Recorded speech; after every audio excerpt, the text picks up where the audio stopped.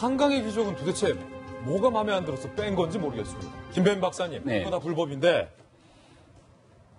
그러니까 왜 이런 짓을 한 거예요? 그러니까 일반적으로 편향된 사관을 좀 강조하기 위함이 아닌가 싶은데요.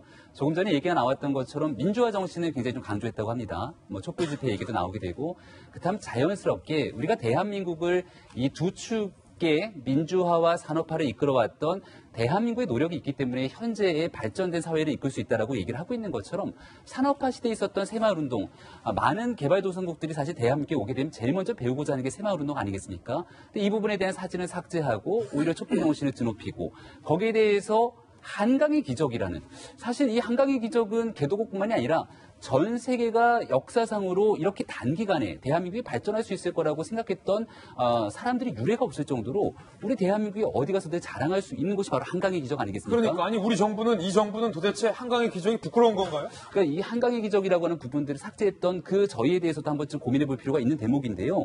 앞서 우리가 이 도장을 바꿔서 날인하고 했던 날짜를 자세히 보시면 2017년 겨울 12월로 볼 수 있습니다. 지금 북한에 대해서도 북한은 여전히 한반도를 위협하고 있다. 지금 자세히 보시면 날짜가 2017년도로 볼 수 있는데요. 예. 북한은 여전히 한반도의 평화와 안보를 위협하고 있다는 문장을 통째로 걷어냅니다.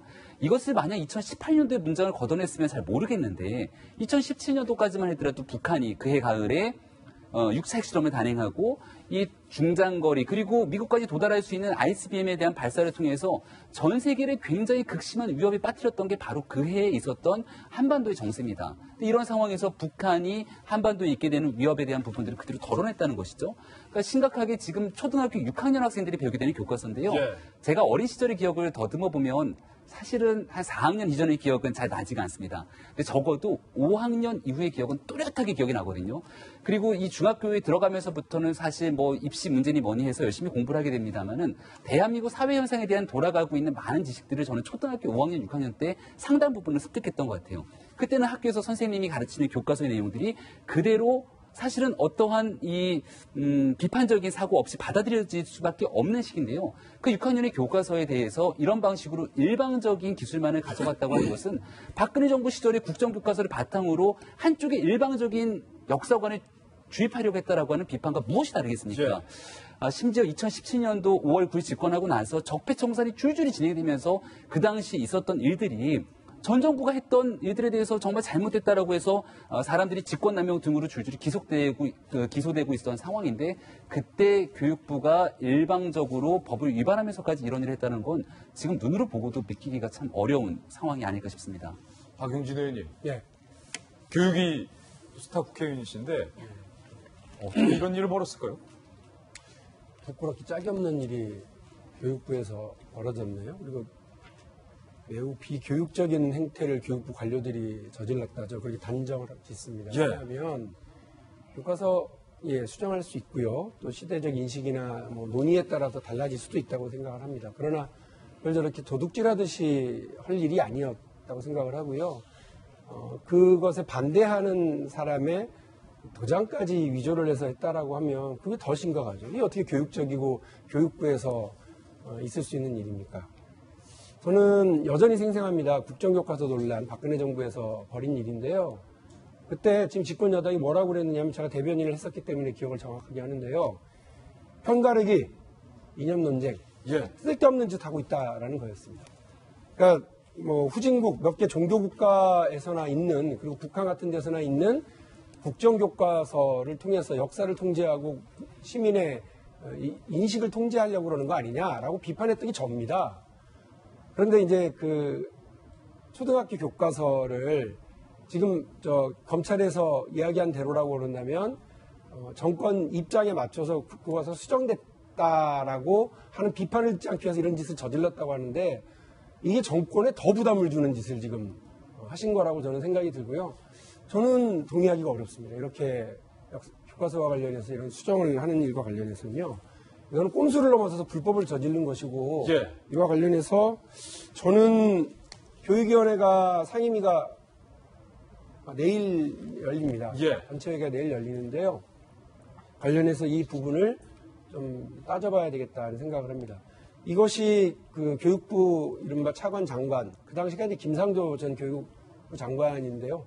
김상곤. 네, 김상곤 교육부 장관 시기인데 그때 장차관의 어떤 그런 개입이나 이런 것이 없었다고 그런다면 저는 분명하게 이 부분에 대해서 책임 있는 사람들을 단호하게 조치를 현 장관이 윤해 교육부 장관이 좀 취한 것이 맞다 이런 생각이 들고요. 예.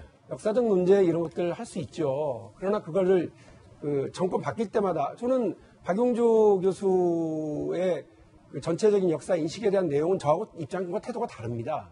그러나 그분이 정권 바뀔 때마다 교과서 바뀌는 것에 대해서 찬성할 수 없다라고 한 말씀은 좀 맞다고 봐요. 예. 그럼 다시 이제 보수 정권 바뀌면 또 거기에 따라서 또 바꿀 거예요? 이게 언제까지 이런 식으로 불필요한 역사 논쟁을 합니까? 정말 답답한 일들을 교육부가 나서서 일을 자초했다고 저는 생각을 예. 하거든요. 초등학교 우리 김병민 박사 말씀하신 건 교과서에서 여러 인식을 배운다고 얘기를 하셨습니다만 저희 아들들 보면 교과서 말고 다른 책들을 통해서 이미 어마어마한 것들을 인식하고 있고요. 유튜브를 통해서 인식하고 있습니다. 무슨 교과서에 자꾸 하나 고치려고 별로 중요하지도 않은 몇 개 문구 빼고 놓고 하면서 그걸로 충성을 하려고 그럽니까? 말도 안 되는 짓들을 했다고 생각을 들고요. 교육부 부끄러운 일을 했다고 생각합니다. 내일부터 예정되어 있는 이제 교육위 상임위에서 박용진 의원 이 문제 집중적으로 제가 집중해야 될 건 유치원하고 사립대학 비리 문제가 있습니다만 이 문제도 역시 제가 짚어서 말씀을 꼭 듣겠습니다. 우리 또 도지코 시청자 여러분들께 또 약속을 드렸는데 이 2명 검찰이 불구속 기소한 이 2명 이 일을 주모한 주모자들이 검찰에서 뭐라고 진술을 했는지 아십니까? 문정부 입장에 맞춰 교과서가 수정됐다는 비판이 염려돼서 출판사가 알아서 고치는 모양새를 취했다라고 당사자들이 진술을 했어요. 박정하 대변인, 여기서의 의문은 과연 A 과장, 교육부 일개 과장이 이 어마어마한 일을 자기 선에서 꾸밀 만큼 대담했는가? 이 사람들은 검찰에서 문정부 입장에 맞춰서 교과서가 수정됐다는 비판이 염려돼서 이런 모양새를 설계했다라고 했는데 이 과장 위에 김상곤 장관 혹은 그 위에 청와대 누군가가 있는 건 아니냐라는 의심이 강하게 제기돼요.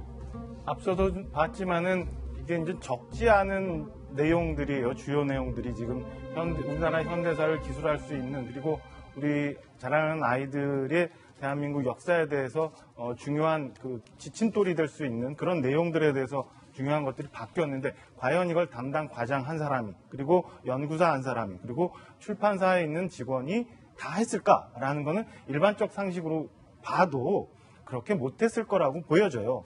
근데 비슷한 예가 하나 있는데 김상곤 장관이 교육부 장관을 했던 작년에 보면은 교육부는 박근혜 정부에서 있었던 역사교과서 국정화를 적폐이자 국정농단이라고 규정을 하고 대통령 비서실장, 교육문화수석을 포함한 17명을 수사 의뢰를 합니다. 그러면서 당시에는 뭐라고 하냐면 이런 중요한 건에 대해서는 고위직이 책임이 있는 거지 실무자가 무슨 책임이 있느냐라고 하면서 교육부는 그렇게 수사 의뢰를 하고 지금 와서는 담당 과장만 했다.